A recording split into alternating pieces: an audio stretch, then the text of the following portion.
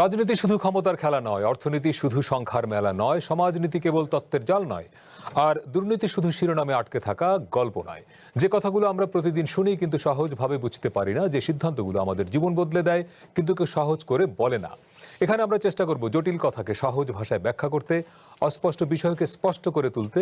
এখানে কথা হবে সহজে, প্রশ্ন হবে সোজা সাপটা, যেন আপনি সহজে বুঝতে পারেন, ভাবতে পারেন এবং সঠিক সিদ্ধান্ত নিতে পারেন।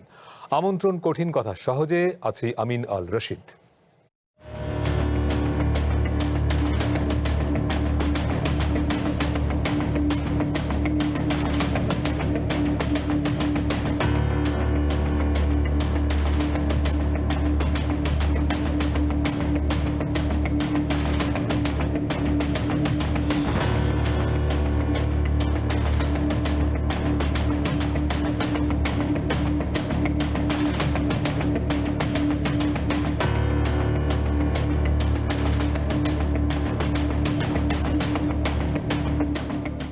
শহীদ রাষ্ট্রপতি জিয়াউর রহমানের হত্যাকাণ্ডের সাথে জড়িত একজন পলাতক আসামি, সেনাবাহিনীর সাবেক মেজর মুজাফফর নাম, গোপন অবস্থায় ছিল, লুকিয়ে ছিল বা পলাতক ছিল।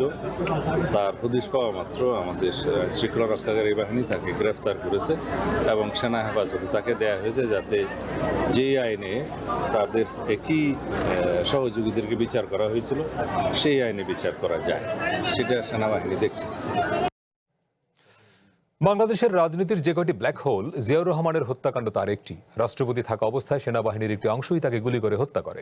জিয়াউর রহমান ছিলেন একজন বীর মুক্তিযোদ্ধা। মুক্তিযুদ্ধে অসামান্য অবদান রাখা একজন রাষ্ট্রনায়ককে যারা হত্যা করলেন তারাও ছিলেন মুক্তিযোদ্ধা। জিয়া হত্যার অভিযোগে সেনাবাহিনীর ৩১ জন অফিসারকে অভিযুক্ত করা হয়, তাদের মধ্যে ১৩ জনকে মৃত্যুদণ্ড দেওয়া হয়, যাদের সবাই ছিলেন মুক্তিযোদ্ধা। ফলে এই নির্মম হত্যাকাণ্ড নিয়ে কিছু প্রশ্নের মীমাংসা আজও হয়নি। এরকম বাস্তবতায় ৪৫ বছর পরে বৃহস্পতিবার একজন গুরুত্বপূর্ণ আসামিকে গ্রেপ্তার করা হয়েছে। তিনি অবসরপ্রাপ্ত মেজর মোজাফফর হোসেন। প্রশ্ন হলো, তার এই গ্রেপ্তারের মধ্য দিয়ে জিয়া হত্যার অমীমাংসিত রহস্যের জট খুলবে কিনা, কিংবা কোনো নতুন মেরুকরণ তৈরি হবে কিনা। আজকে কঠিন কথা সহজে আমরা সেই প্রশ্নের উত্তর খোঁজার চেষ্টা করব। আমাদের সঙ্গে আছেন আন্তর্জাতিক সম্পর্ক বিশ্লেষক, অবসরপ্রাপ্ত brigadier general ATM Ziaul Hasan, আপনাকে স্বাগত। আছেন বাংলাদেশ ডিফেন্স জার্নালের সম্পাদক আবু রুশদ, আছেন রাষ্ট্রবিজ্ঞানী অধ্যাপক ডক্টর আব্দুল লতিফ মাসুম। আপনার তিনজনকে স্বাগত জানাই। আমি জনাব আব্দুল লতিফ মাসুম স্যার, আপনাকে দিয়ে শুরু করি যে ৪৫ বছর পর একজন আসামিকে গ্রেপ্তার করা হলো, যিনি এই ঘটনার একমাত্র জীবিত আসামি। এত বছর পরে তাকে গ্রেপ্তারের মধ্য দিয়ে নতুন কোনো মেরুকরণ তৈরি হবে কিনা, কিংবা জিয়াউর রহমান হত্যাকাণ্ড নিয়ে যেসব প্রশ্ন জনমনে আছে কিংবা রাজনৈতিক পরিসরে আছে সেই প্রশ্নগুলোর উত্তর পাওয়ার একটা সম্ভাবনা তৈরি হলো কিনা।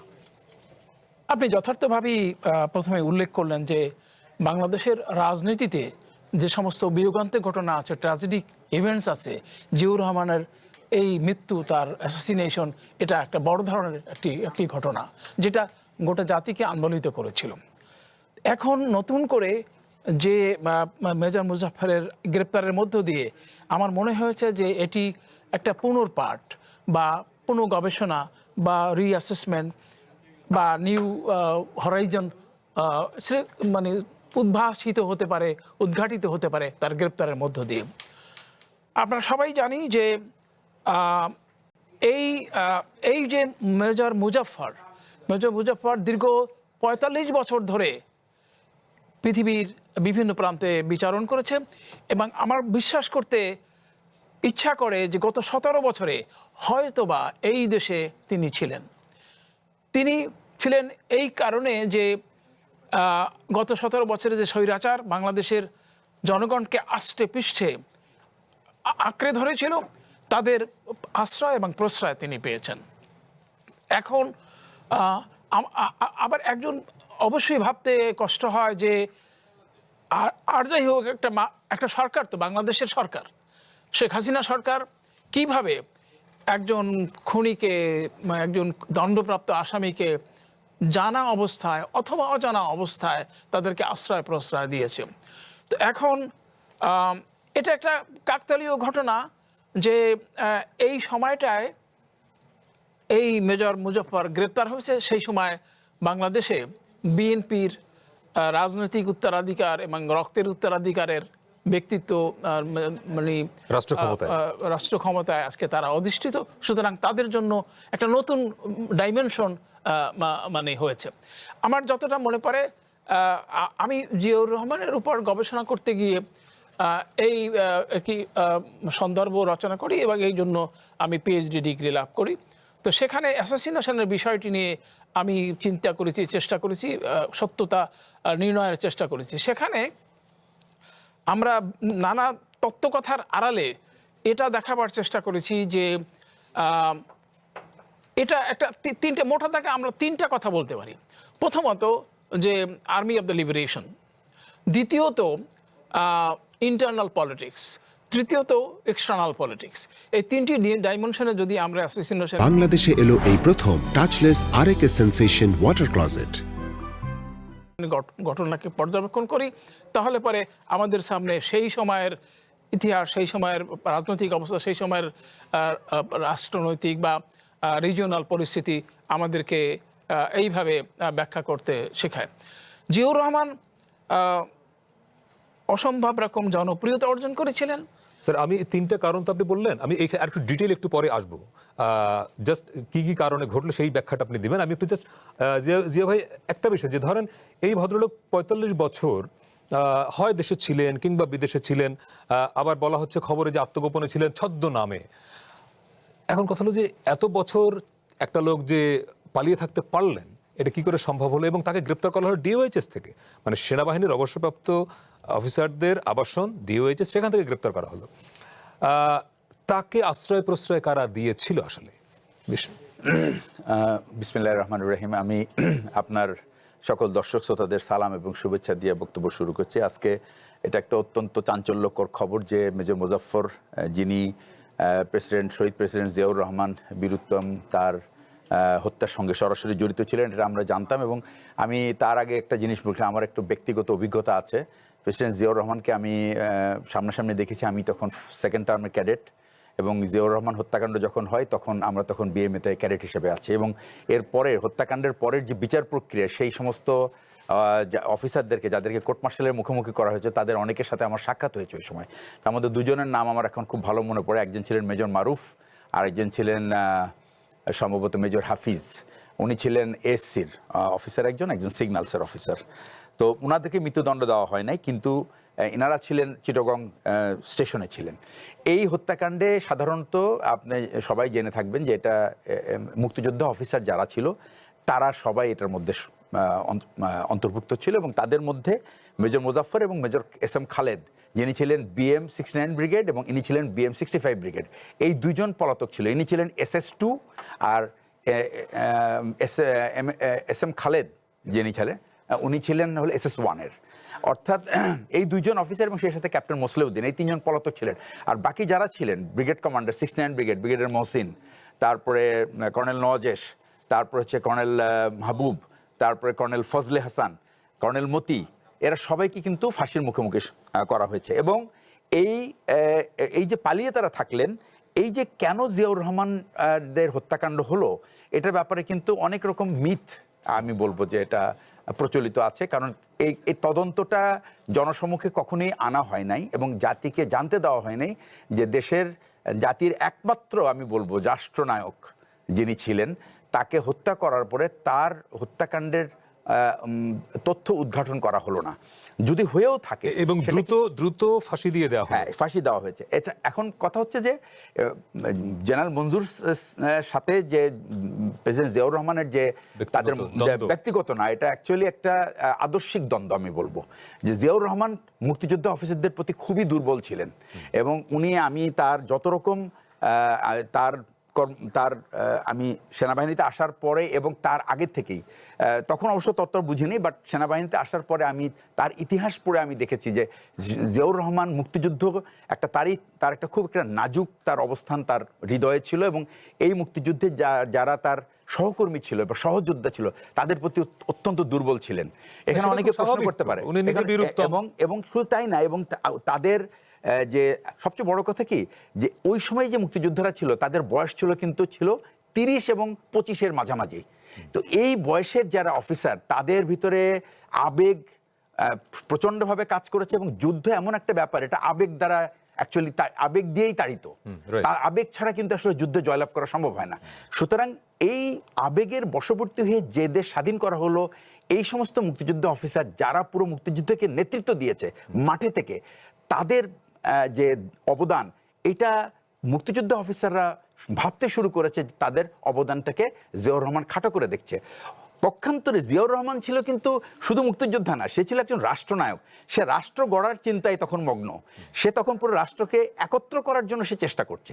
তো এই যে স্পিরিট, এই দুটোর মধ্যে এই যে দুই দলের বা একটা তরুণ মুক্তিযোদ্ধারা এবং একজন পরিপক্ক, অপেক্ষাকৃত তরুণ বাট পরিপক্ক একজন রাষ্ট্রনায়কের যে ভাবনা চিন্তার যে ফারাক বা পার্থক্য, এটাই কিন্তু আসলে তাদের ভিতরে এই দূরত্বটা তৈরি করেছে। এখন আমি এটা এভাবেই দেখি, তিনটা বিষয় নিয়ে আমি মনে করি যে তাদের দূরত্বটা হয়েছিল। একটা হচ্ছে যে জেনারেল মঞ্জুর, উনি ছিলেন জিয়াউর রহমানের পরে একজন খুবই গুরুত্বপূর্ণ সিনিয়র মুক্তিযোদ্ধা। তার ধারণা ছিল যে সেনাবাহিনীতে তখন যে সমস্ত অফিসারদেরকে, পাকিস্তান থেকে ফেরত যে সমস্ত অফিসাররা ছিলেন, তাদেরকে জিয়াউর রহমান বেশি গুরুত্ব দিয়েছে। প্রমাণ, জেনারেল এরশাদকে তিনি সেনাপ্রধান হিসেবে নিয়োগ করেছেন। এটা হলো তার প্রথম তার ইয়ে ছিল। এবং জেনারেল এরশাদের নেতৃত্ব মানতে তাদের হয়তো বা কোনো অসুবিধা হতো না, কিন্তু জেনারেল এরশাদের যে তার যে আমি বলবো কোয়ালিটি, ভাইসেস ছিল, সেগুলি খুবই মুখরোচক ছিল এবং এটা সাধারণ অফিসারদের মধ্যে খুব একটা সম্মানজনক ছিল। এটা এক। দুই নম্বর হচ্ছে যে হিল ট্র্যাক্সের ইস্যু নিয়ে জেনারেল মঞ্জুরের সাথে দুটো পার্থক্য তৈরি হয়েছে। তার আগে আরেকটা হয়েছিল যে তিনি যে যারা মুক্তিযুদ্ধের বিরোধী শক্তি, তাদের কিছু কিছু সিনিয়র রাজনীতিবিদদেরকে তিনি রিহ্যাবিলিটেট করছিলেন। এটা হলো তার সেকেন্ড কমপ্লেন। থার্ড ছিল যে উনি চিটাগং হিল ট্র্যাক্সে বাঙালিদের সেটেলমেন্ট, পুনর্বাসনের ব্যাপারে ওনার মতভেদ ছিল। এবং আমি শুনেছি প্রেসিডেন্ট জিয়াউর রহমান, আমার সিও ছিলেন তার এডিসি, জিয়াউর রহমানের এডিসি, উনি বলেছেন যে আমি জিয়াউর রহমানকে যখন পুরো ব্যাপারটা ব্যাখ্যা করা হলো, জিয়াউর রহমান শুধু এক শব্দে বলল, সেটেলমেন্ট উইল গো অন, বলে উনি ওনার সিদ্ধান্ত দিয়ে এসছেন। সো জিয়াউর রহমানের এই সিদ্ধান্ত একটা, আমি বলবো যে একটা যুগান্তকারী সিদ্ধান্ত। যদিও এটা নিয়ে অনেকের অনেক রকম মত থাকতে পারে, তবে বাংলাদেশের পতাকা চিটাগং হিল ট্র্যাক্সে এখন উড্ডয়মান বিকজ এই বাঙালিরা ছিল বলেই। তাদের কারণেই কিন্তু আজকে আমরা হিল ট্র্যাক্সে আমাদের দেশের জাতীয় পতাকা আমরা দেখতে পাচ্ছি। থার্ড পয়েন্টটা যেটা ছিল সেটা হচ্ছে যে এই মুক্তিযুদ্ধ অফিসারদেরকে উনি ভাবছেন যে তাকে কর্নার করে দেওয়া হয়েছে। আসলে এই কর্নারটা কিন্তু জেনারেল মঞ্জুর নিজেই করেছেন। উনি কোনো পাকিস্তান ফেরত অফিসারদেরকে উনি ওনার ফরমেশনে নিতে চাইতেন না। যারা কেউ অধিনায়ক হতো, উনি MS ব্রাঞ্চে কথা বলে তাদেরকে সরিয়ে দিতেন। উনি বলতেন যে আমি দরকার হলে একটা মেজর ইউনিটের কমান্ড করবে, but I don't want a lieutenant colonel, Pakistan ফেরত লেফটেন্যান্ট কর্নেল। এই যে একটা বিভাজন, এটা জিয়াউর রহমান চায় না। জিয়াউর রহমানের কিন্তু তত্ত্ব ছিল ডিফারেন্ট। উনি কিন্তু সেনাবাহিনীকে যদি উনি বিভাজিত দেখেন, সেই সেনাবাহিনী কিন্তু দাঁড়াতে পারবেন না, বিকজ উনি এত মোকাবেলা করতে হয়েছে ওনাকে, যার কারণে উনি সেনাবাহিনীকে একত্রিত করতে চেয়েছেন। এবং পাকিস্তান ফেরত যে অফিসাররা ছিল, তারা কিন্তু সবাই, দুই একজন হয়তো বা তাদের প্রবলেম থাকতে পারে, বেশিরভাগ কিন্তু তাদের পেশাগত দক্ষতা ছিল, তাদের সাংগঠনিক ক্ষমতা ছিল, এবং এই আর্মিটার কিন্তু ব্যাকবোন ছিল তারাই। আমরা যে যাই বলি না কেন, তারা কিন্তু ছিল ব্যাকবোন। তাদেরকে দিয়ে কিন্তু আমরা এই সমস্ত ইনস্টিটিউশনগুলো তৈরি করেছি। আজকে যে বড় বড় ইনস্টিটিউশন আপনি দেখেন, NDC বলেন, স্টাফ কলেজ বলেন, স্কুল অফ ইনফ্লুয়েন্ট ট্যাকটিক্স, এটা কিন্তু তাদের তৈরি। সুতরাং তাদের অবদানটাকে জিয়াউর রহমান এই জিনিসটা বোঝাতে চেয়েছেন, কিন্তু জিয়াউর রহমান এবং মুক্তিযুদ্ধ অফিসাররা তারা এমন একটা মেরুতে দাঁড়িয়েছিল যে তাদের ভিতরে সেই যোগাযোগটা হচ্ছিল না। মানে মনে করা হয়েছিল যে জিয়াউর রহমান মুক্তিযুদ্ধের বিপক্ষে দাঁড়াচ্ছেন, তাদের ধারণা ছিল। এই মেসেজটা অনেকের মধ্যে ছিল। জিয়াউর রহমান এমন একটা ব্যক্তিত্ব ছিলেন, উনি কিন্তু এরকম মানে সদালাপি না, উনি খুব রিজার্ভ প্রকৃতির, রাশভারী ছিলেন, এবং ওনার সখ্যতা শুধুমাত্র দুই একজনের সাথে ছিল। এটা জিয়াউর রহমানের একটা বিরাট একটা ব্যারিয়ার ছিল। এইটার জন্যই কিন্তু এই বিষয়ে আরো একটু ডিটেইল একটু যাবো। আমি একটু জাস্ট আবুরুস, আমরা গণমাধ্যমে খবরে যেটা পাচ্ছি যে যিনি অ্যারেস্ট হলেন মোজাফফর হোসেন, তিনি ভারতে দীর্ঘদিন পালিয়েছিলেন শক্তি ব্যানার্জি ছদ্মনামে। এই ঘটনার মধ্যে এটা কি বলা যায়, এই উপসংহারে পৌঁছানো যায় যে জিয়াউর রহমান হত্যার পেছনে বিদেশি ষড়যন্ত্র ছিল? মানে এটা শুধুমাত্রই জেনারেল মঞ্জুরের সঙ্গে তার ব্যক্তিগত হোক কিংবা প্রাতিষ্ঠানিক বিরোধ, এর বাইরেও একটা ইন্টারন্যাশনাল ষড়যন্ত্র ছিল, এটা বলা যায়? অবশ্যই বলা যায়। আমি আগে বলে নিই যে মেজর মোজাফফর যখন পালিয়ে যান, আচ্ছা আরেকটা বিষয় যে আপনারা বলছেন বা এটা বলা হচ্ছে যে উনি একমাত্র জীবিত অফিসার এখন আছেন, উনি একমাত্র নন, আরো আছেন? আরেকজন আছেন মেজর মঈন। আচ্ছা। মেজর মঈন এসআইনটিতে ছিলেন, উনি সেখান থেকে ছুটির নাম করে ওই চট্টগ্রামে গিয়েছিলেন, পরে উনিও কিন্তু ভারতে পালিয়ে গিয়েছিলেন। উনি পরে- কি এই আসামি? হ্যাঁ, মানে আচ্ছা। উনিও পালিয়ে গিয়েছিলেন কোর্ট অফ ইনকোয়ারি হওয়ার সময়। মেজর মোজাফফর, এই যে আপনার মেজর খালেদ এবং মেজর মঈন এরা পালিয়ে চলে যান, এবং মেজর মঈনও ভারতে ছিলেন। তারপরে উনি আবার এক সময় বাংলাদেশে এসেছিলেন, পরে ওনার ডেজার্শনের জন্য একটা শাস্তি হয়, 1 বছরের নামকাওয়াস্তে একটা শাস্তি হয়, বাস তারপরে উনি কানাডা চলে যান, এখন উনি কানাডায় আছেন। আচ্ছা। তো সুতরাং উনি কিন্তু আরেকজন, এই তথ্যটা ঠিক না। জি। এখন হচ্ছে যে এই যে আপনার মেজর মোজাফফর ভারতে চলে গেলেন, সেখানে আমি 2002 সালে সম্ভবত, আমি যখন দৈনিক, একটা বড় দৈনিকে ছিলাম, তখন বিশেষ সংবাদদাতা হিসেবে আমি একটা রিপোর্ট করেছিলাম। আমার কাছে বেশ কিছু তথ্য এসেছিল মেজর মোজাফফরের ব্যাপারে, সম্ভবত ওইটাই একমাত্র রিপোর্ট ছিল। সেখানে আমরা দেখেছিলাম যে উনি ভারতে আছেন, এবং সেটা হচ্ছে ভারতীয় গোয়েন্দা সংস্থার সেফ হাউস। আচ্ছা। মানে এক সুনির্দিষ্টভাবে এ ধরনের একটা তথ্য আমাদের কাছে এসেছিল, এবং ওই রিপোর্টটা আমি করেছিলাম। এবং ভারতে উনি 2টা নাম ধারণ করেছিলেন, একটা হচ্ছে বিপ্লব সরকার আর একটা হচ্ছে জয় ব্যানার্জি। আচ্ছা। আচ্ছা, এই 2টা নাম উনি ব্যবহার করেছেন। তো এখন তারপরে তো উনি 1996 সালে আবার আওয়ামী লীগ আসার পরে বাংলাদেশে আসেন, আচ্ছা। এটা নিশ্চিত করা গেছে। তারপরে আবার 2001 সালে বিএনপি আসার পরে উনি আবার ভারতে চলে যান। আবার 2009 সালে আওয়ামী লীগ আসার পরে উনি আবার বাংলাদেশে আসেন, এসে আবার বিভিন্ন নামে এনআইডি এইটা ওটা তৈরি করেন। তখন তাকে কেউ ধরতো না। আজকেও আমি কয়েকজন অফিসারকে, আমার সিনিয়র, তাদের সাথে কথা বলছিলাম, তারা আমাকে বলছিল কি আমরা তো একে দেখেছি, কিন্তু ইনি যে মেজর মোজাফফর তা তো জানতাম না, আমরা তো মসজিদে নামাজ পড়তে দেখতাম। আচ্ছা, তার মানে উনি দীর্ঘদিন বাংলাদেশেই ছিলেন। বাংলাদেশে ছিলেন, এরকম ছিলেন। এখন দেখেন, আপনি যে বললেন যে এটার মধ্যে বিদেশি শক্তি কিভাবে জড়িত থাকতে পারে, আপনি inside draw the story of India secret service নামে একটা বই আছে, ভারতীয় সাংবাদিক অশোক রায়নার লেখা। এই বইটা আমি 1993 সালে অনুবাদ করি। এটা হচ্ছে ভারতীয় গুপ্তচর সংস্থার উপর প্রথম মানে বই, এবং এটাকে তাদের একটা অফিসিয়াল বুক হিসেবে বলা হয়। স্যার এটা পড়েছেন আমি জানি। তো এই বইটাতে লেখা আছে যে আপনার এই বইয়ের রেফারেন্সে পরে স্টেটসম্যান পত্রিকায় ভারতে আনন্দবাজারে অনেক রিপোর্ট হয়েছে, টেলিগ্রাফের রিপোর্ট হয়েছে, যেগুলো আবার আমাদের বাংলাদেশের পত্রিকায় রিপোর্ট হয়েছে। সেখানে বলা হয়েছে যে শেখ মুজিব হত্যাকাণ্ডের পর ভারত প্রতিশোধ নেয়ার জন্য পাগল হয়ে যায়, যে তাদের স্ট্যাটাসকু চেঞ্জ হয়ে গেছে, তাদের মাতবরি চলে গেছে, সুতরাং এখানে ক্ষমতার পট পরিবর্তন করতে হবে। এবং জেনারেল জিয়াউর রহমান যেহেতু একটি স্বতন্ত্র প্রতিরক্ষা নীতি বাস্তবায়ন করছিলেন এবং খুব দ্রুত সেনাবাহিনীর আকার বাড়াচ্ছিলেন, তাতে তারা সন্ত্রস্ত হয়ে যায়। তো তখন এটা নিয়ে এগিয়ে যায় ভারতীয় গোয়েন্দা সংস্থা। কিন্তু ওই মুহূর্তে মোরারজি দেশাই ক্ষমতায় আসেন, ভারতের প্রধানমন্ত্রী হন। তো মোরারজি দেশাইয়ের কাছে যখন প্রধান এই ফাইলটি নিয়ে যান, তখন মোরারজি দেশাই খেপে যান। খেপে যেয়ে বলেন যে তোমরা এগুলা কি করছো, আরেকটা দেশের, প্রতিবেশী দেশের রাষ্ট্রনায়ককে হত্যার ষড়যন্ত্র, এগুলো করাটা ঠিক না, এতে সম্পর্ক খারাপ হবে, let us live in peace, আমাদেরকে শান্তিতে থাকতে দাও। তখন এই ফাইল ফেরত যায়। কিন্তু উনি 1.5 বছরের মধ্যে মোরারজি দেশাই এবার ক্ষমতাচ্যুত হন, ইন্দিরা গান্ধী ক্ষমতায় আসেন, এসে উনি অর্ডার দেন ডু ইট, এবং তারপরে জেনারেল জিয়াউর রহমান নিহত হন। এখন এই যে স্যার একটা কথা বলছিলেন যে জেনারেল জিয়াউর রহমানের সময় অনেক কু হয়েছে, 21টা কু হয়েছে। এই 7ই নভেম্বর 1975 সালের পর বাংলাদেশ সশস্ত্র বাহিনীতে 21টা কু একটার পর একটা হয়েছে। সবচেয়ে বড় কুটা হয়েছে হত্যাকাণ্ড ছাড়া 77 সালে আপনার বিমান বাহিনীতে 11 জন ফাইটার পাইলট আমাদের মারা গেছে, 200 লোক মারা গেছে। হ্যাঁ, মানে আমাদের বিমান বাহিনী প্রায় শেষ হয়ে গিয়েছিল। আচ্ছা, এগুলোর সাথে কারা জড়িত ছিল? এগুলোর সাথে জড়িত ছিল কর্নেল তাহের গং, হাসানুল হক ইনুয়েন গং, যারা বড় বড় কথা বলে, সুশীল কথা বলে, তাদের সাঙ্গপাঙ্গ গণবাহিনী। এই গণবাহিনী কারা? এরা আমাদের আর্মির ডিসিপ্লিন নষ্ট করে বাংলাদেশ আর্মিকে শেষ করে দিতে চেয়েছিল। এখন আরেকটা তথ্য উঠে এসেছে, যেটা সাধারণত পত্রপত্রিকায় বা বইয়ে আসে না। সেটা হচ্ছে কর্নেল ডালিম, আপনার কর্নেল ফারুক, কর্নেল রশিদ, যারা শেখ মুজিব হত্যাকারী, তাদের একটি সংগঠন ছিল, সেটা হচ্ছে সেনা পরিষদ। এই সেনা পরিষদও সশস্ত্র আর্মিতে, নেভিতে, এয়ারফোর্সে পেনিট্রেট করেছিল। 77 সালের এই কুয়ের সাথেও তারা জড়িত, এবং এই 21টা কুয়ের মধ্যে তারা জড়িত। কর্নেল ফারুক মানে বাংলাদেশে গোপনে এসে তার যে আপনার ট্যাঙ্ক রেজিমেন্টটা তখন জেনারেল জিয়া সাভার থেকে আপনার পাঠিয়ে দিয়েছিল বগুড়ায়, উনি গোপনে বগুড়া চলে গিয়েছিলেন, বগুড়ায় গিয়ে ওখানে কু করেছিলেন, সেটাকে বহু কষ্টে দমন করতে হয়েছে। তো এ সমস্ত জিনিস ক্রনোলজি দেখলে মনে হয় যে জেনারেল জিয়ার এই 3.5-4 বছরের শাসনামলে 21টা কু ওনাকে মোকাবেলা করতে হয়েছে, তারপরে শেষেরটাতে গিয়ে উনি নিহত হয়েছেন। আরো একটা তথ্য পাওয়া যায় যে উনাকে এই চট্টগ্রামে আরো 2বার হত্যার চেষ্টা করা হয়। একটা হচ্ছে পাসিং আউট, মিলিটারি একাডেমির পাসিং আউট প্যারেডের সময় ইবিআরসি মেসে, ইস্ট বেঙ্গল রেজিমেন্টাল সেন্টার মেসে, সেটা কোনো এক কারণে ব্যর্থ হয়। এরপরে অপারেশন আয়রন বাংলাদেশে এলো এই প্রথম touchless RAK sensation water closet.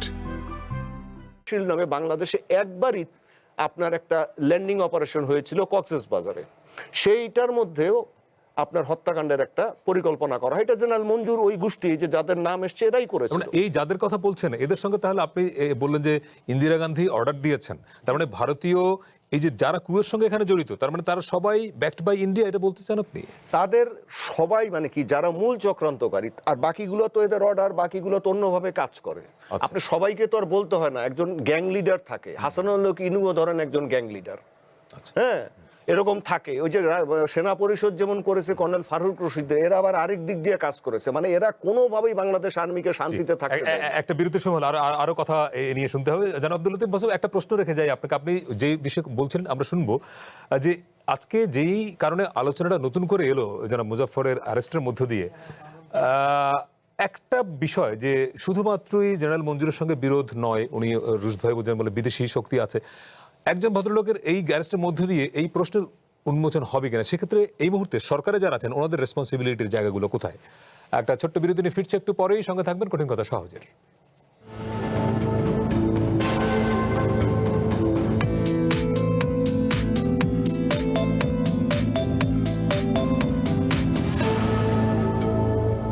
বিরতির পরে আবারও স্বাগত কঠিন কথা সহজে। আজকে আমরা কথা বলছি জিয়াউর রহমান হত্যাকাণ্ডের একজন উল্লেখযোগ্য আসামি মুজাফফর হোসেন। তিনি অ্যারেস্ট হয়েছেন গতকাল, সেনা হেফাজতে আছেন। আমরা যে প্রশ্নের উত্তর খুঁজবার চেষ্টা করছি, জিয়াউর রহমান হত্যার ঘটনা নিয়ে অনেকগুলো প্রশ্ন জনমনে আছে, অমীমাংসিত বিষয় আছে, এবং এটিকে একটি ব্ল্যাক হোল বলা হয় বাংলাদেশের রাজনীতির। নতুন কোনো মেরুকরণ তৈরি হবে কিনা? আমাদের সঙ্গে আছেন অধ্যাপক আব্দুল লতিফ মাসুম, আছেন ব্রিগেডিয়ার জেনারেল অবসরপ্রাপ্ত জিয়াউল হাসান, এবং আছেন সাংবাদিক আবুর রুশদ। অধ্যাপক আব্দুল লতিফ মাসুম, বিরতির আগে প্রশ্নটা ছিল আপনার কাছে এরকম যে একটা নতুন মেরুকরণ আমরা দেখতে যাচ্ছি কিনা, এক। দ্বিতীয়ত যেই প্রশ্নটা পাবলিকের মনে আছে যে এরকম এত বড় একটা ঘটনা, একজন রাষ্ট্রনায়ককে খুন করা হলো, আজ পর্যন্ত বেসামরিক আদালতে কোনো বা বেসামরিক বিচার ব্যবস্থায় কোনো মামলা কেন হলো না, এখন সেটা সম্ভব কিনা নতুন করে? আপনি যথার্থভাবেই বলেছেন যে এই ঘটনাটি বাংলাদেশের ইতিহাসে একটা নতুন করে পুরান ঘটনার মতো আর কি, যেটাকে প্যান্ডোরাস বক্স ছিল, Pandora's box is being open. সেখানে এটা আমরা ভাগ্যবান যে এই সময়টাকেই মেজর মুজাফফর গ্রেপ্তার হয়েছেন যখন বিএনপি গভর্নমেন্ট ক্ষমতায়।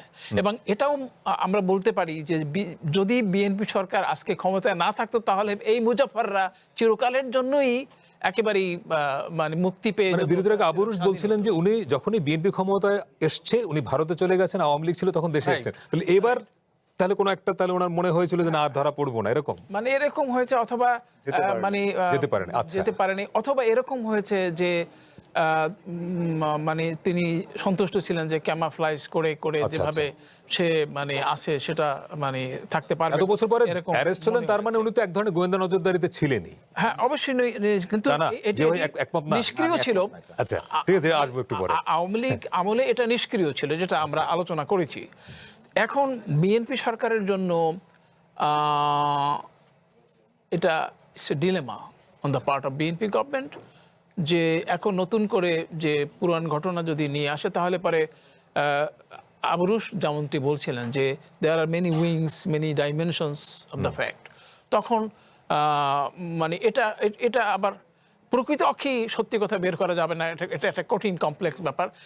আপনার ইনফরমেশনের জন্য বলি, সেই সময় কিন্তু একটি বেসামরিক তদন্ত কমিশন গঠিত হয়েছিল, এবং আমি যেহেতু গবেষণা মামলা হয়েছিল কি? হ্যাঁ, মামলা হয়নি, কিন্তু একটি একজন জাস্টিসের অধীনে জি।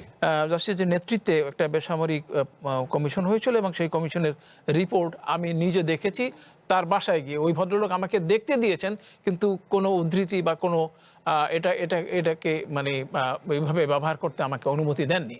কিন্তু আপনি যদি কোর্স নাও করেন, আপনি যা পড়েছেন যেহেতু, তাতে কি আপনি কনভিন্স ছিলেন সেই রিপোর্টে? সেই রিপোর্টে আমার মনে হয়নি যে অসম্ভব রকম একটা মানে নতুন তথ্য বেরিয়েছে, এরকম মনে হয়নি। জাস্ট সাদামাটা হয়েছে। ঘটনার বিবরণ। আপনারা জানেন যে এর পরবর্তীকালে মানে সেই পুরনো কথায় আবার যদি আমরা ফিরে আসি, যে বেসামরিক রিপোর্টটি কেন গুরুত্ব পায়নি, কেন প্রকাশিত হয়নি, কেন বেসামরিক ট্রাইব্যুনালের প্রস্তাবও ছিল, আচ্ছা। আর ছিল পিপলের তরফ থেকে, কিন্তু সেটাও হয়নি। তার কারণ হলো যে মানে বিষয়গুলি এতটাই কমপ্লেক্স, এতটাই জটিল, এতটাই কুটিল, এতটাই গোপন ছিল যে এগুলো নিয়ে হ্যান্ডেল করা তখন মানে দুর্বল জাস্টিস আব্দুল সাত্তার সরকারের জাস্টিস সত্তারের পক্ষে মানে কঠিন ছিল। সেখানে মানে পুরনো কথায় যেটা আমরা ফিরে যাই যে লিবারেশন আর্মি, মানে এটা একটা রাষ্ট্রবিজ্ঞানে বা মিলিটারি পলিটিক্সের ক্ষেত্রে এটা একটা তত্ত্বকথা আছে, আর্মি অফ দ্য লিবারেশন। মানে হচ্ছে যে সিলভারস্টেইন এই তত্ত্বটার প্রবর্তক। তিনি মনে করেন যে সমস্ত সেনাবাহিনী মুক্তিযুদ্ধে বা লিবারেশনে অংশগ্রহণ করে তাদের মধ্যে একটা জাতিগতভাবে একটা দাবি বা একটা ধারণা, পারসেপশন ডেভেলপ করে যে তারাই এই জাতির একমাত্র উদ্ধারকারী। যেমন মানে শেখ সাহেব হত্যার ব্যাপারে যখন ওরা মানে কর্নেল ফারুক, কর্নেল রশিদরা যে তত্ত্বকথার আয়োজন করেছিল, সেটা হচ্ছে এই যে গোটা জাতি আমরা রক্ত দিয়ে স্বাধীনতা করেছি, অথচ এই গত 3 বছরে শেখ সাহেবের অন্যায় অনিয়মের কারণে স্বাধীনতা বিপন্ন হতে চলেছে, দেশের দুর্নীতিতে ডুবে গেছে, দেশের ন্যায় বিচার নেই। এগুলো পরিশুদ্ধতার জন্য তারা এই বিপ্লবটি করেছেন। আবার একই কথা মানে বলা হচ্ছে জিয়াউর রহমানের ব্যাপারে, যে জিয়াউর রহমান স্বাধীনতার সাথে মানে মুক্তিযুদ্ধের সাথে বেইমানি করেছেন। আমার মনে পড়ে যে মানে একটা মানে মিটিংয়ে মানে ওই তাকে বলা হয়েছিল যে you are playing politics too much. তার মানে হচ্ছে যে মানে এখন আমার গবেষণার মানে সিদ্ধান্তটা হচ্ছে এরকম যে ডিলেমাস অফ এ মিলিটারি রুলার, এটা এই বইয়ের একটি মানে দ্বিতীয় শিরোনাম, ডিলেমাস অফ এ মিলিটারি রুলার। আমরা বলতে চেয়েছি যে যখনই একজন জিয়াউর রহমানের মতো জনপ্রিয় গ্রহণযোগ্য ব্যক্তি বৈধতা অর্জন করেন, জনগণের কাছাকাছি যেতে চান, তখনই তার প্রতিপক্ষে সেনাবাহিনী সেই অন্যায়ের বিরোধিতার যুক্তি অথবা লিবারেশন ওয়ারের যুক্তি। আপনার স্পষ্ট যে মঞ্জুর সাহেব তো লিবারেশন আর্মির লোক সব মানে ব্রিগেডিয়ার সাহেব বলেছেন যে মানে যারা মানে প্রো লিবারেশন ছিলেন, যারা মুক্তিযোদ্ধা সেনাবাহিনীর লোক ছিলেন, তাদের সবাইকে তিনি ওখানে মানে চিরাঙ্গে মানে জড়ো করেছিলেন এবং জিয়াউর মানে এরশাদ তার দুর্বল নেতৃত্বের কারণে এরশাদের প্রসঙ্গে আমরা একটু পরে আসতে চাই। জনাব আবু একটা বিষয় যেটা মানুষের মধ্যে যে প্রশ্নগুলো, যে 13 জনকে ফাঁসি দেওয়া হলো তড়িঘড়ি করেই অনেকটা, যদি তাদেরকে বাঁচিয়ে রাখা যেত বা আর প্রসেসের মধ্য দিয়ে একটা বিচারিক প্রক্রিয়ার মধ্য দিয়ে যদি সত্যটা বের করা যেত, তাহলে প্রশ্নটা কি এরকম যে যাতে সত্যটা উদ্ঘাটিত না হয় সেজন্য দ্রুত ফাঁসিটা দেওয়া হলো এক। দ্বিতীয়ত বেসামরিক যদি একটা মামলা হতো তাহলে বিচারটা আরেকটু অন্যভাবে হতে পারতো কিনা? আচ্ছা, এখানে একটা তথ্য দেই, সেটা হচ্ছে যে এই এই বিচারটা কিন্তু হয়েছিল আপনার মিউটিনির কারণে, মানে বিদ্রোহকে কেন্দ্র করে, মানে সামনে রেখে বিচারটা হয়েছে, হত্যাকাণ্ডকে সামনে রেখে নয়। মানে জেনারেল জিয়ার হত্যাকে না, মিউটিনি। এটা আমার থেকে স্যার আইনটা ভালো বলতে পারবেন যে আপনার হোমিসাইড মানে কোনো হত্যাকাণ্ডের বিচার করতে গেলে তখন এটাকে নিয়ে যেতে হয় স্যার সিভিলিয়ান খাতে। তো সুতরাং তখনকার সেনা প্রশাসন চেয়েছে জেনারেল এরশাদের অধীনে যে সমস্ত সার্কামস্টেন্সিয়াল এভিডেন্স আছে এবং যে জিনিসগুলো এ পর্যন্ত সিনিয়র অফিসাররা আলোচনা করেছেন, যতটুকুই এসছে তাতে দেখা যাচ্ছে যে একটা আর্জ একটা ছিল যে তাড়াতাড়ি এই জিনিসটাকে যতটুকু পারা যায় তাড়াতাড়ি করে শেষ করো আর কি একটা জিনিস। এবং আরো অনেক কিছু এরকম ঘটেছে, যেমন ধরেন জেনারেল মঞ্জুরের যে হত্যাকাণ্ডটা, জেনারেল মঞ্জুর বলা হচ্ছিল তখন সেনা সদর থেকে যে জেনারেল মঞ্জুরকে ধরে নিয়ে আসার পরে উত্তেজিত সৈনিকরা তাকে মেরে ফেলেছে।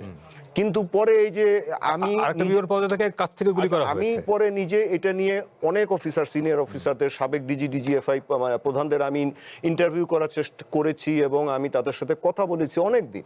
এবং পরে এই যে আপনার জিয়াউদ্দিন চৌধুরী যিনি ডিসি ছিলেন, উনি ওনার বইয়ের মধ্যে আর মনে হয় সহ্য করতে পারেন নাই, লিখেই দিয়েছেন যে ঢাকা থেকে একজন সিনিয়র অফিসার গিয়েছিলেন, যে রুমের মধ্যে মঞ্জুর সাহেবকে মানে বন্দি করে রাখা হয়েছিল, পরে ওইটার বাথরুমে নিয়ে যেয়ে গুলি করে, মাথায় গুলি করে তাকে মেরে ফেলা হয়। এটা কিন্তু ঠিক কথা, এটা আমাকে আরো কয়েকজন অফিসার মানে সিনিয়র অফিসার তখন বলেছেন। কিন্তু একটা জিনিস কি, যে আমাদের যারা ওই সময় ছিলেন, যেমন ধরেন general Mohammadjan Chowdhury, major general Mohammadjan Chowdhury, উনি কিন্তু জেনারেল জিয়াউর রহমানের কোর্সমেট। 2000 সালে আমি যখন ওনার ইন্টারভিউ করতে যাই, উনি আমাকে শুধু এইটুকু বললেন যে হ্যাঁ, আমি প্লেনে ওঠার সময়ও আমি জেনারেল জিয়াকে বলেছি যে don't go there, and if you, আপনি যদি জানো তাহলে সন্ধ্যার মধ্যে ফেরত আসবেন। আচ্ছা। এর বাইরে আমি বললাম যে স্যার, এই যে বাকি যে এই যে জিনিসগুলো আসছে, বিতর্কগুলো আসছে, যে এখানে জেনারেল এরশাদের ভূমিকা কি বা অন্যান্য জিনিস কি, কেন এটা তড়িঘড়ি করে করা হলো, নো কমেন্ট। পরবর্তীতে আমি আরেকজন ডিজি, ডিজিএফআই আপনার মেজর জেনারেল লতিফ, উনি ওই বিদ্রোহের সময় একটি ব্রিগেডের কমান্ডার ছিলেন, ওনাকেও জিজ্ঞাসা করেছি, উনিও বলছেন নো কমেন্ট। আরেকজন ডিজি, ডিজিএফআইকে জিজ্ঞাসা করেছি যিনি এটা পুরোটা জানতেন, তিনিও বলেছেন নো কমেন্ট। মানে ওনারা কে ওগুলো নিয়ে কথা বলেন, এখন ওনারা মারা গেছেন, ইন্তেকাল করেছেন। তাহলে আমাদের তো এই জিনিসগুলো কমছে। জেনারেল আইনউদ্দিন বীর প্রতীক, উনি ডিফেন্ডিং অফিসার ছিলেন, উনি মারা গেছেন। এখন শুধু জেনারেল ইব্রাহিম আছেন, বেঁচে আছেন, উনি হয়তো কিছু জানেন, তাও পুরোটা বলবেন কিনা আমার সন্দেহ আছে। এখানে প্রশ্নটা যে মানুষের মনে, যে প্রকৃত ঘটনাকে আড়াল করার জন্যই কি তাহলে এই বিচারটা পরবর্তীতে আর মানে খুব একটা আলোচনা তো খুব একটা ছিল না দীর্ঘ সময়? না, যখনই এই যে আপনার তখন মার্শাল ল জারি হলো, মানে বিএনপিকে তো আর সময় দিল না জেনারেল এরশাদ। আপনার 24শে মার্চ 1982 সালে আপনার মার্শাল ল জারি করলো। মার্শাল ল জারি করার পর থেকে দেখেন এটা নিয়ে আর কোনো কথা নাই, উল্টা আরো করলো কি, যেই অফিসারগুলো এগুলো নিয়ে একটু কথাবার্তা বলতে পেরেছিল তাদেরকে বেশ কিছু অফিসারকে আর্মি থেকে বের করে দেওয়া হলো এবং এটা নিয়ে আর কোনো কথাবার্তা হলো না, সবাই রাগঢাক গুড়গুড় করেই চললো। এরপরে বিএনপি যখন ক্ষমতায় আসলো 1991 সালে, তখন আপনার জেনারেল মঞ্জুরের যে আপনার ভাই ছিলেন, সম্ভবত ওনার নাম অ্যাডভোকেট মনসুর, উনি একটা মামলা করেছিলেন, তাও সেটা জেনারেল মঞ্জুর হত্যাকাণ্ড নিয়ে। তখন কিছু নাড়াচাড়া হয়েছিল, কিন্তু তারপরে এটা ডাই ডাউন হয়ে যায়। আওয়ামী লীগ আমলে এটা নিয়ে কোনো কিছু উচ্চবাচ্য করা হয়নি সভাপতি। হ্যাঁ, এতদিনে হয়েছে কি, আপনি যত যাই বলেন এগুলার অনেক কিছু ধামাচাপা পড়ে গেছে। যারা এগুলোর সাথে জড়িত ছিল, জানতেন, এদের বেশিরভাগ পরলোকে চলে গেছে। এখন আমাদের হাতে একটা বড় সুযোগ এসছে। সবচেয়ে বড় ব্যাপারটা হচ্ছে যে মিসিং লিঙ্ক গুলো যে আমরা খুঁজে বের করবো। এই যে আপনি যে প্রশ্নটা করছেন যে এটা কি অন্য কিছু ছিল কিনা, এটার জন্য এই যে মেজর মোজাফফরকে যে ধরা হয়েছে, তাকে নিরাপদে রাখা হোক এবং তার জন্য একটা স্বাধীন তদন্ত কমিশন করা হোক, যেটাতে সেনাবাহিনী, আমি তদন্ত কমিশনের প্রসঙ্গেই আসতাম। জিয়া ভাই, এই জায়গাটাই যে ধরেন এখন কি আপনার মনে হয় যে একটা স্বাধীন তদন্ত কমিশন হলে, যেহেতু আমাদের হাতে এখন একমাত্র ব্যক্তি হচ্ছেন মোজাফফর হোসেন, তার কাছ থেকে কি আপনার মনে হয় যে প্রকৃত ঘটনার বের করা সম্ভব হবে এবং তার জন্য কি ধরনের কমিশন করার দরকার আসলে? আচ্ছা, আমি প্রথমে এই বিষয়টা আসি যে এই যে আমাদের যে এক ধরনের অস্বস্তিকর পরিস্থিতি, এক ধরনের ইচ্ছা সরকার এবং সকল দায়িত্বশীল ব্যক্তিদের যে আমরা এই সত্য ঘটনাটা আমরা জানতে যেতে, সত্য যতই অপ্রিয় হোক না কেন, একটা জিনিস মনে রাখতে হবে, রাষ্ট্র যখন দুইটা কাজ কিন্তু রাষ্ট্রকে খুব ঠিকভাবে করতে হয়। রাষ্ট্রকে একটা হলো পদ্ধতিগতভাবে তাকে সঠিক কাজটা করতে হবে, আইনগতভাবে তাকে সঠিক কাজটা করতে হবে। এইখানে কিন্তু সবচেয়ে বড় ভূমিকা রাখে কে জানেন? সেটা হলো আইন মন্ত্রণালয়ের যে সচিবালয় আছে, আইন মন্ত্রণালয়ের যে সেক্রেটারিয়েট আছে, তারা এই শক্ত ভূমিকাটা পালন করতে পারে যদি তার একটা নিউট্রাল অ্যাডমিনিস্ট্রেশন হয়। সমস্যা হলো যে আমাদের যে সচিবালয়ের, আমাদের যে, এরা কিন্তু নিজেদেরকে কখনো তারা রাষ্ট্রের কর্মচারী মনে করে না, তারা মনে করে একটা দলের কর্মচারী। সুতরাং সেই দলের ইচ্ছা অনিচ্ছায় তারা পরিচালিত হয়। তাদের কোনো নিজস্ব শির দ্বারা নাই, যে শির দ্বারার উপরে শক্ত হয়ে দাঁড়িয়ে বলবে যেটা আইনগতভাবে সঠিক না, সুতরাং we have to do the right thing, otherwise রাষ্ট্র একসময় ব্লেমড হবে। জিয়াউর রহমানের হত্যাকাণ্ড একটা প্রেসিডেন্টের হত্যাকাণ্ড। প্রথম কথা হলো, এখানে একটা মামলা হয়েছিল, ফটিকছড়িতে একটা মামলা হয়েছিল। আচ্ছা, এবং এই ফটিকছড়িতে মামলা যে হয়েছিল, যে কুদ্দুস নামে একজন আপনার ওসি ছিলেন ওই সময়, এবং সে ওই মঞ্জুরকে ধরেছিল এবং সে ধরার পরে মামলাটা হয়েছে। এরপরে চট্টগ্রামের মামলা হওয়ার কথা এটা, কারণ এটা যদি কেউ না মামলা করে, পুলিশ নিজে বাদী হয়ে মামলা করার কথা। এবং পুলিশ যখন মামলা করে, তখন যদি সামরিক শাসকের চাপে পড়ে যদি সেই মামলা প্রত্যাহার করে পুলিশ, তাহলে তো সেই রাষ্ট্র চলতে পারে না ভাই। পরে তো কুদ্দুস এই 55টা বছর ধরে, হ্যাঁ নিয়ে যাওয়া হয়েছিল, না, না। বিজিএম এর চেয়ারম্যান ছিল সে। হ্যাঁ সে ওসি? আমার কথা, হ্যাঁ, এবং তাকে জেনারেল এরশাদ নিয়ে এসে বিজিএম আচ্ছা, বিশাল বড় লোক করে দিয়েছে। আচ্ছা, এখন প্রশ্নটা হচ্ছে যে জেনারেল মঞ্জুর কিন্তু সারেন্ডার করেছিল এবং general Manzur wanted to give the সে Statement. ব্যাখ্যা করতে চেয়েছিল যে সে ইনভলভ আছে কি আছে না এটা, কিন্তু তাকে সে সুযোগই দেওয়া হয় না। আত্মপক্ষ সমর্থনের সুযোগটা দেওয়া হ্যাঁ, হয় না। তার মানে এই যে 13 জন ফাঁসি, প্রত্যেকটা আত্মীয় স্বজনের কিন্তু একটাই কথা ছিল, তাদেরকে ফাঁসি দেওয়া হয়েছে, কিন্তু তারা যে নিজেদেরকে যে ডিফেন্ড করবে। এবং বলা হয় যে তাদের মধ্যে অনেকে ওই ঘটনায় যুক্তও ছিলেন না। হ্যাঁ, আমি আপনাদেরকে বলি যেখানে ব্যাপারটা হলো কি, যে এই পুরো কুর ভিতরে কয়েকটা আমাদের সেনাবাহিনীর বিভিন্ন ব্যাচ আছে, এই ব্যাচের অফিসাররা কিছু যুক্ত ছিলেন। তাদের ভিতরে একটা ছিল SS1, এরা হলো স্বাধীনতা যুদ্ধের প্রথম কমিশন অফিসার, ভারতীয় কমিশন। এরা সেকেন্ড ব্যাচটা হলো SS2, এরা হলো তারা দ্বিতীয়, এই মুজাফফর সাহেব হলো এই দ্বিতীয় ব্যাচের, এবং এই মুজাফফর স্যার, সরি স্যার, এটা ইন্টারাপ্ট, উনি রক্ষী বাহিনীর প্রথম ব্যাচ। না, he is from SS2। No, SS2 ছিলেন স্যার মেজর খালেদ। না, খালেদ SS1। আমি বলি GRB sir, it is sure. না, হি ইজ ফ্রম SS2। আমি বলি সে, আর উনি 6 জিআরবির সিও ছিলেন, অধিনায়ক ছিলেন।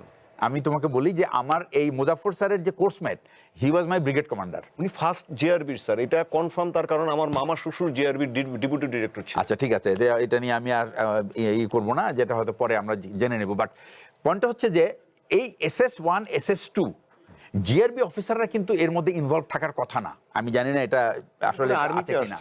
তো ব্যাপারটা হলো কি, যে জিআরবি অফিসার মানে কি, আর্মিতে তো অ্যাকচুয়ালি তখন তো অলরেডি 75 এর পরে তো সবাইকে আর্মিতে নিয়ে নেওয়া হয়েছে, সুতরাং তারা সবাই আর্মি অফিসার, বা তাদের ব্যাকগ্রাউন্ড হলো জিআরবি, এটা হতে পারে। বাট আমি যতটুকু জানি মুজাফফর স্যার ছিলেন SS2 অফিসার, আমার ব্রিগেড কমান্ডার ছিলেন SS2, উনি 24 বেঙ্গলের 2IC ছিলেন। ইনি যখন এই 69 ব্রিগেড হিলটপ, এটা হলো হিলটপ মেস আছে চিটাগংয়ে, এই হিলটপ মেসে এই পরিকল্পনাটা করা হতে এই মেজর খালেদের নেতৃত্বে, যখন ইনি ছিলেন আমার ব্রিগেড কমান্ডার, ছিলেন খুবই সহজ সরল মানুষ, এবং উনাকে বলছে যে রব তো আছে, ওনার নাম হলো রব, তো রব আছে, রবকে নিয়ে নাও এই পরিকল্পনার মধ্যে। সবাই বলছে না, ও এত কিছু বোঝা টোঝে না, ও সাদা সিধা মানুষ, কারো কিছু বলে ফেলে দেবে, তার থেকে বরং ওকে ডাকার দরকার নাই। বলে আমাকে নেয় নেই। আমার কমান্ডার আমাকে বলতেছে, ব্যাখ্যা করতেছে, দেখো মাঝে মধ্যে বোকা হওয়া ভালো, বোকা ছিলাম বলে আমি বেঁচে আছি। This was his version, quote unquote. Allah ওনাকে বেস্ট নসিব করুক। তো আমি আপনাকে বলি সে ব্যাপারটা, সেটা হচ্ছে যে এই যে এখন আমরা অতীতে যত ভুলই করি না কেন, we can't make the same mistake again. এবং আমাদের এই তথ্য উদ্ঘাটন করতেই হবে যে কারা আমাদের এই সেনাবাহিনীকে ধ্বংস করতে ব্যস্ত, কারা আমার রাষ্ট্রকে অস্থিতিশীল করতে ব্যস্ত, কারা এর মধ্যে জড়িত।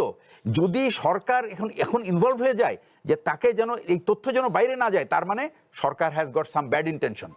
সুতরাং সরকারকে এটা পরিষ্কার করতে হবে যে তারা এই সত্য উদ্ঘাটন করতে চায়, কারণ এই দেশের মানুষ জানতে চায় প্রেসিডেন্ট জিয়াউর রহমানের হত্যাকারী কারা এবং কেন করেছে। একটা কমিশন লাগবে কিনা, একটা বিরতি নিয়ে আসছি। আর একটা ছোট্ট বিরতির সময় হলো। কঠিন কথা সহজে সঙ্গে থাকবেন, ফিরছে একটু পরে।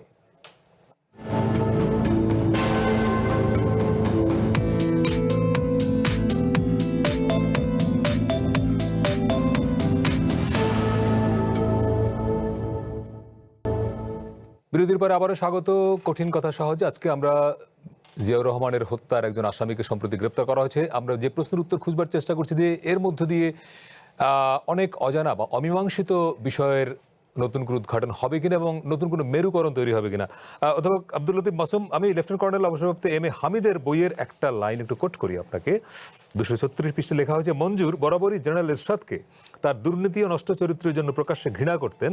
এরশাদ ভালো করেই জানতেন জিয়ার পর তিনি ক্ষমতার মসনদে আরোহণ করলেও জীবিত মঞ্জুরের উপস্থিতিতে কোনোভাবেই তিনি নিশ্চিত মনে দেশ শাসন করতে পারবেন না। অতএব ভালো করে হিসাব নিকাশ করেই এক ঢিলে দুই পাখি মারার আয়োজন করা হয়। সবকিছু ছিল মূলত সেনাবাহিনীর অভ্যন্তরীণ ক্ষমতার কোন্দল ও ষড়যন্ত্রের ফসল। এখন এটা ওনার অবজারভেশন। যদি তাই হয় তাহলে অনেকগুলো প্রশ্ন মধ্যে এটাও একটা বড় প্রশ্ন, এরশাদের ভূমিকাটা ছিল তখন কি ছিল। সবকিছু জানবার জন্য এখন কি তাহলে একটা তদন্ত কমিশন হওয়া প্রয়োজন?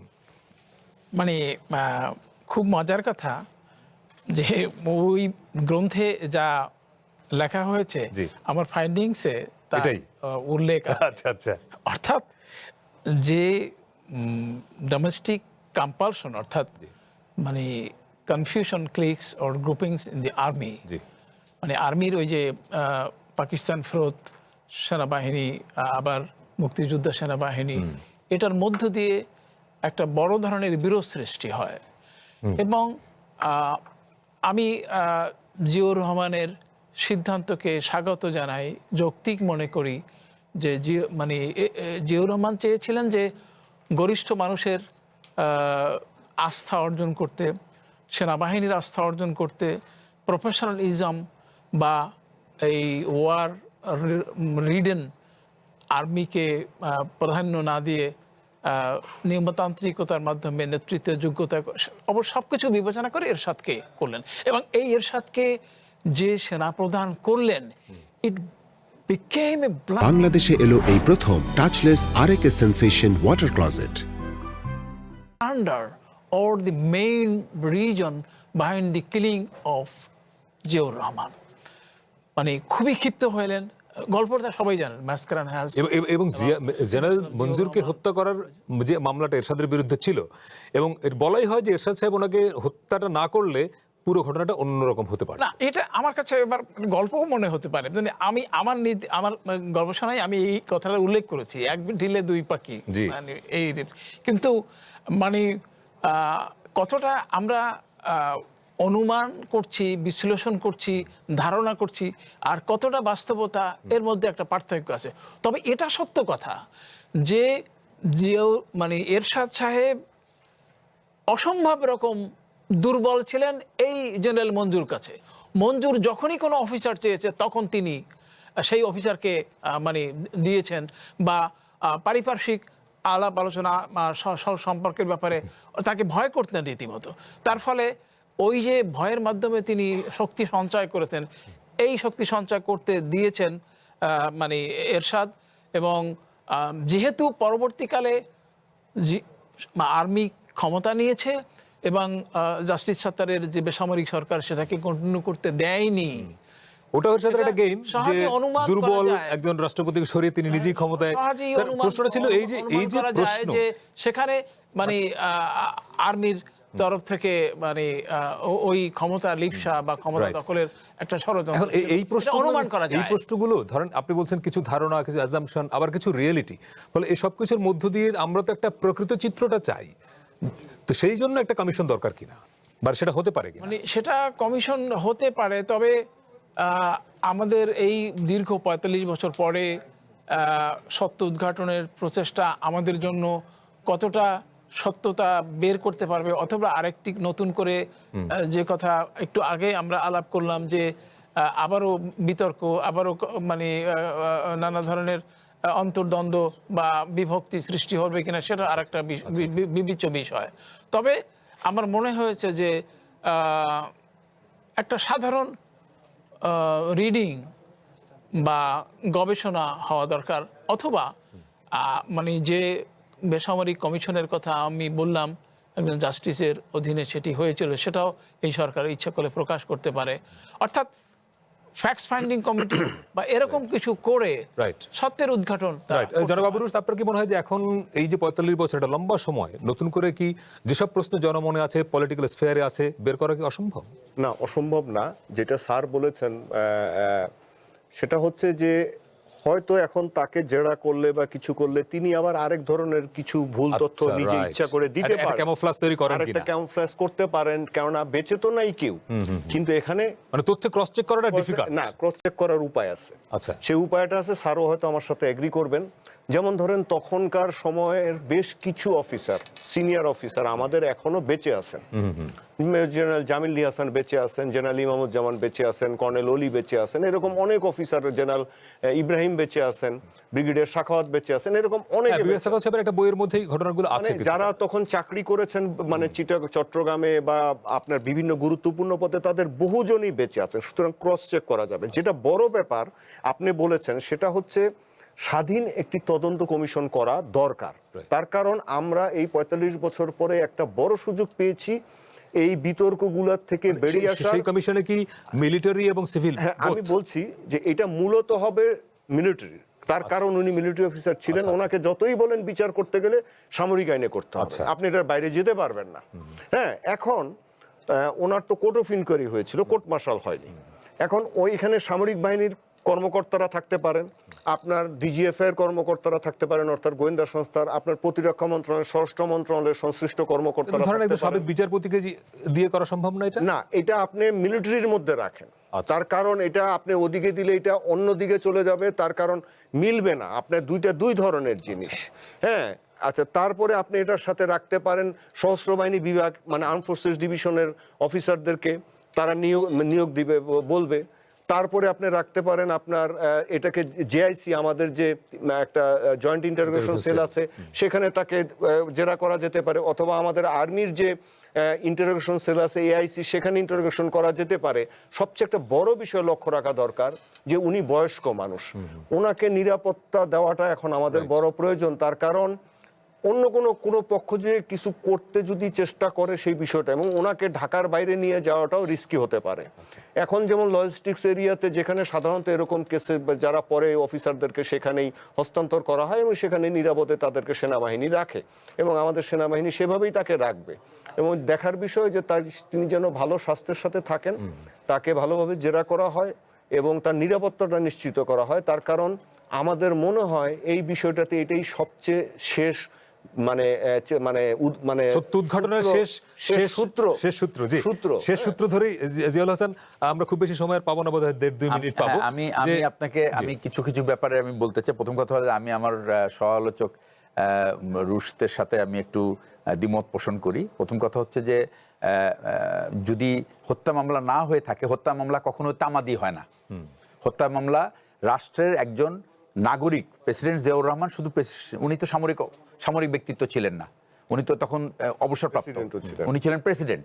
সুতরাং উনাকে উনার হত্যাকাণ্ড অবশ্যই একটা বেসামরিক মামলা হওয়ার কথা যদি না হয়ে থাকে এখন করা যেতে পারে। আচ্ছা, কারণ মামলা, এই হত্যা মামলা কোনোদিন যে কেউ সংক্ষুব্ধ, তার আত্মীয় হতে পারে, অনাত্মীয় হতে পারে, যেই হোক, প্রেসিডেন্ট জিয়াউর রহমানের ভাই বোনদের মধ্যে যদি ভাইদের মধ্যে যদি কেউ থাকে, ভাতিজা তারাও করতে পারে, ওনার সন্তান যদি না করে তারাও করে, যে কেউ এটা না করলে রাষ্ট্র করতে পারে, রাষ্ট্র করতে পারে। তার থেকে বড় ইম্পর্টেন্ট হচ্ছে যে আমরা সবসময় একটা কথা বলি যে আমরা এটা জটিলতায় পড়বো, বিপদে পড়বো, আর কোন কেঁচো খুঁড়তে সাপ বের হবে। সাপ কেন, অজগর বের হোক না, অসুবিধাটা কি? আমাদের তো জানা দরকার। We need to know where that অজগর is, কত বড় অজগর। বিকজ এই যে একটা জিনিস, এইভাবে আমরা প্রত্যেকটা জিনিস ধামাচাপা দিয়ে আমরা এটাকে একটা উদ্গীরণের চেষ্টা করছি এবং পরে একটা বিস্ফোরণ মুখ ধারণ করবে। সুতরাং এখান থেকে বের হওয়ার কোনো উপায় নাই। আর আমি বলবো যে এটা বেসামরিক ব্যক্তিত্ব দরকার। এখানে আইনের ব্যাপারটা আছে, সেটা দেখতে হবে। সামরিক ব্যক্তিত্ব থাকতে পারে, একটা কমিটি গঠনের জন্য যদি কোনো সামরিক বিশেষজ্ঞতা নিতে পারে। আমার যতটুকু মনে আছে, মেজর জেনারেল ইব্রাহিম সম্ভবত ছিল ডিফেন্ডিং অফিসার, এবং এই যে উনি ছিলেন ডিফেন্ডিং অফিসার, তার মানে কি এই সমস্ত 13 জনকে যে ফাঁসি দেওয়া হয়েছে তাদেরকে উনি বাঁচানোর চেষ্টা করেছেন। দ্যাট মিনস ওই ঘটনার পুরো তথ্য তার জানা আছে, এবং আরো কিছু জিনিস জানা আছে যেটা আমার জানা আছে, আমি এখনো পাবলিক মিডিয়াতে বলতে পারবো না, কিন্তু এই তথ্যগুলি আছে। তার মানে আপনি মনে করছেন যে একটা তদন্ত কমিশন হওয়া উচিত বেসরকারি লেভেলে? হ্যাঁ, বেসরকারি, এটা অবশ্যই একটা মানে আইনগতভাবে সঠিক হইতে হবে, এটাই হলো আমার পয়েন্ট। আমি জানি না এটা বেসরকারি না সামরিক না কে করবে। আইন, দুইটা জিনিস মনে রাখতে হবে, পদ্ধতিগতভাবে সঠিক, সেকেন্ড হলো আইনগতভাবে সঠিক, যেন এটা স্বাধীন তদন্ত কমিশন হোক। যেটাই হোক, আমাদের দরকার, আমাদের শেষ করতে হচ্ছে স্যার, একদম 30 সেকেন্ড যদি হয়। সিভিল মিলিটারি কম্পোনেন্টস দিয়ে এটা করা উচিত, যেখানে সামরিক বেসামরিক দুই পক্ষের লোক নিয়ে ব্যাখ্যাও থাকবে আর সামরিক বাহিনীর প্রতিনিধিত্বও থাকবে, তাহলে পরে এটা একটা পরিপূর্ণ। অনেক ধন্যবাদ আপনার তিনজনকেই। আজকের মতো শেষ করছি এখানেই। আমরা চেষ্টা করেছি জটিল বিষয়গুলো সহজ করে বলতে, কারণ সুশাসন, সুব্যবস্থা, গণতন্ত্র টিকে থাকে প্রশ্নে, পরিবর্তন আসে বোঝাপড়ায়। সময় এখন আপনার ভাববার, প্রশ্ন করবার। আবারও দেখা হবে আগামীকাল। শুভরাত্রি।